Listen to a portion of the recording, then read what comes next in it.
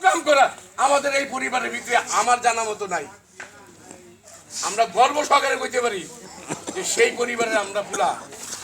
আমরা ঢাকা শহরে থাইকা যদি আঙ্গুলটা ব্যাখ্যা করতাম, খারাপ চোখে দেখতাম, কোটি কোটি টাকা সম্পদ করতে পারতাম, কিন্তু যে সম্মানটা আজকে আমরা পাই, হয়তো সামনে কিছু লোক খারাপ কয়, অগোচরে কয়, সামনে কোনো লোক অগোচরে ভালো যারা ভালোই কয়, আমাদেরকে পরিবারকে কেউ খারাপ করে না। আমি জানি অগোচরের সাথে আমাদেরকে যারা খারাপ বিচার করব, আমরা কি আটটা ভাই কোনো খারাপ করতে আগে করে 2000 টাকার জমি আমাদের যে 105 নম্বর বাসা আমি মিজান কিনছি তো, কিনা দইছি। এক একটা লোক এক একটা সাইজ থাকে।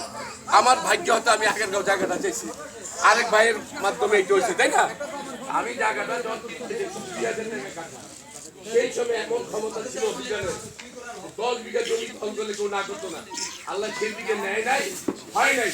তোমাদের কাছে অনুরোধ রইল, সেই বংশের পোলা ভাই না খেয়ে থাকবা, অন্যায় অত্যাচার আকাম উকাম কোনো ফোন করবা না, রাইট?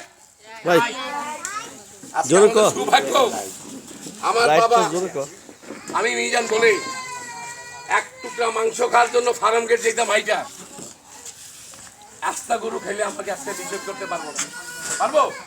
আজকে আল্লাহকে সেই ক্ষমতা দিচ্ছে, কিন্তু মাংস খেতে পারি না। কিন্তু যে অভাব নিয়ে আসছিলাম ঢাকা শহরে, বাপ সৎ ছিল, বাপ মৌলবী ছিল, আমার আব্বা, তোমাদের দাদা, তোমাদের চাচা, ঠিক আব্বা ছিল হাজি শাহ, মৌলবী শাহ, যা মন তা করতে পারতো না ইচ্ছা করলে। আমার আম্মা অনেকে দেখছো, আমার নাতি, আমার ছেলেরা, আমার নাতিরা অনেকে দাঁড়ায়। আমার আম্মা ছিল খুব গুণবতী,